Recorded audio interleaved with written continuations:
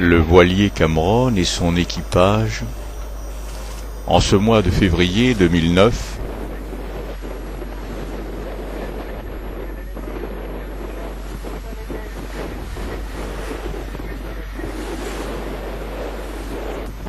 poursuit sa route le long de la Riviera. La mer est belle et nous sommes seuls sur les flots bleus.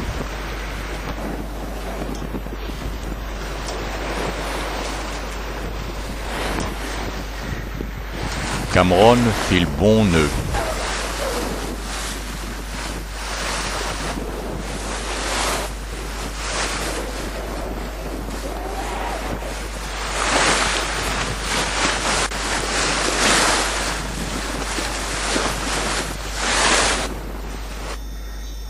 Est-ce qu'il sèche mon matelas?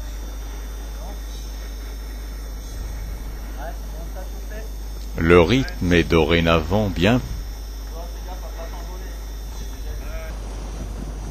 Cette dernière étape avait été particulièrement éprouvante, tant pour l'équipage que pour le voilier Cameron.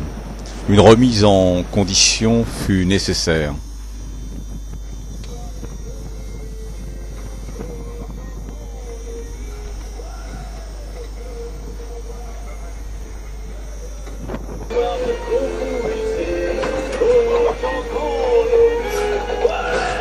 La table à cartes, comme la cabine du capitaine, furent particulièrement ouvées.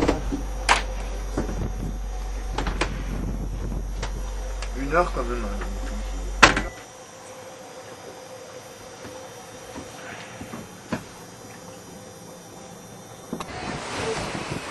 Donc nous arrivons dans les îles Toscanes. Ici, Capraia, la plus proche de la Corse.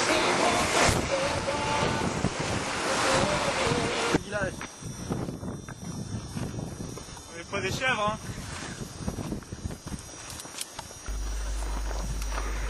On peut voir Cameron derrière. La dernière amarre tendue, nous grimpons à la découverte d'un petit village typique de la Toscane au sommet de l'île. Nous parcourons les ruelles étroites et pittoresques de ce charmant village. Tout semble désert. Par la fin tenaillée, mais ici, point de pizzeria et encore moins de McDo. Rien, si ce n'est, suivez-moi.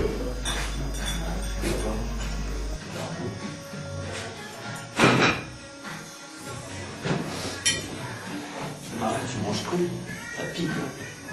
Vas-y, croque. Vas-y. Ça pique ou pas? On dirait uniquement, mais j'ai peur. Ouais. J'ai peur. C'est ce bon fromage. Tout était fermé, donc on nous a amenés ici. Et les gens sont bien sympathiques. Et nous font goûter les plats locaux. Par contre, on n'est pas sortis.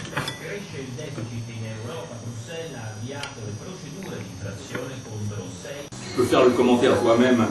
Ouais. Il y a un plat. Voilà, ils peuvent plus parler, donc. Je m'explique qu'on en est, je sais plus à quel plat, là, d'abord. Ouais. Ça va très bien.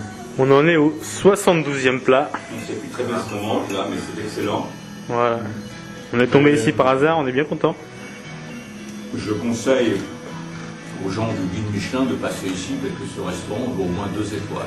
Ouais. Là, franchement, Les gens. un restaurant perdu, c'est...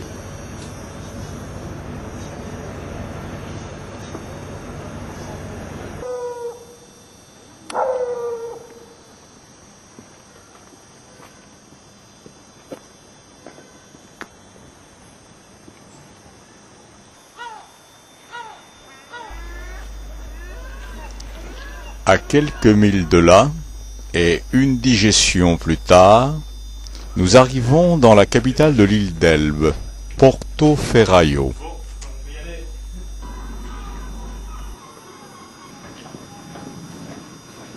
Il y a un de ces mondes ici.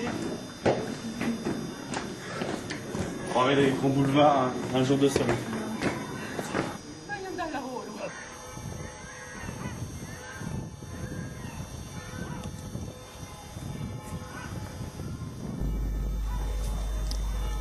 Le voilier Cameron, dans son périple dans les îles Toscanes, fit une escale historique sur l'île d'Elbe. Pour honorer son nom, qui trouve son origine dans une page de gloire de la Légion étrangère, que Napoléon III engagea dans une guerre au Mexique, l'équipage gravit la rue pentue qui conduit à la citadelle, au pied de laquelle est édifiée la grande villa, sans charme, qui accueillit l'empereur Napoléon Ier durant son premier exil. Il découvrit un lieu austère et dénué de tout charme. Il pénétra un long couloir interminable, desservant 6 ou 7 pièces pauvrement où régnait une sensation de tristesse et de grisaille.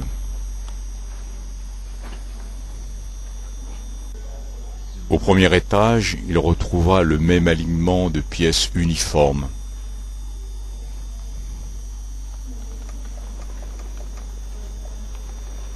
Nul doute que chaque équipier, à l'aune de ses sentiments et de ses émotions, se représenta l'empereur dans ces lieux.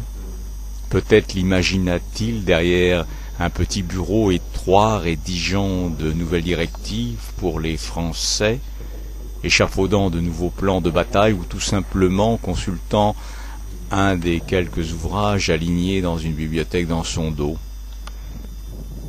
Comment n'a-t-il pas pu penser à la liberté de parcourir à nouveau ces grandes plaines d'Europe qu'il conquit jadis, alors qu'engoncé entre ces murs étroits, il dit, selon l'expression, tournage tel un fauve.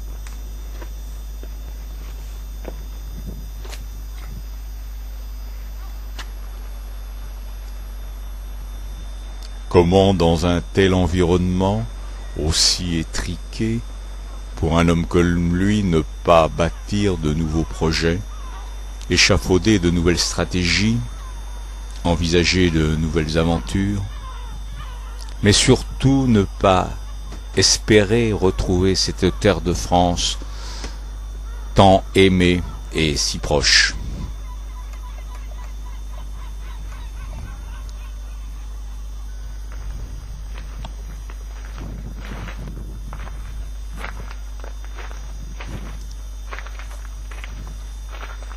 Les équipiers ressortirent de leur visite, silencieux.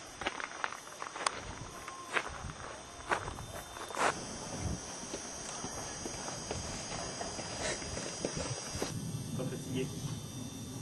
On n'est pas fatigué.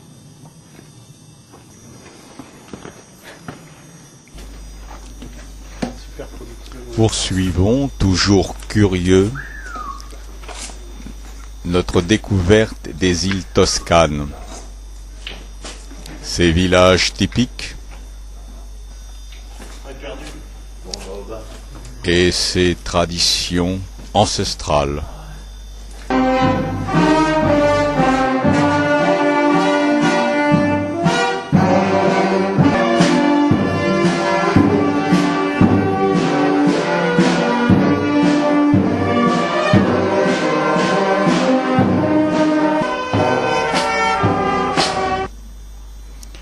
Mais il faut déjà partir. Les vents seront bientôt là et Cameron nous attend au port pour la suite de notre voyage.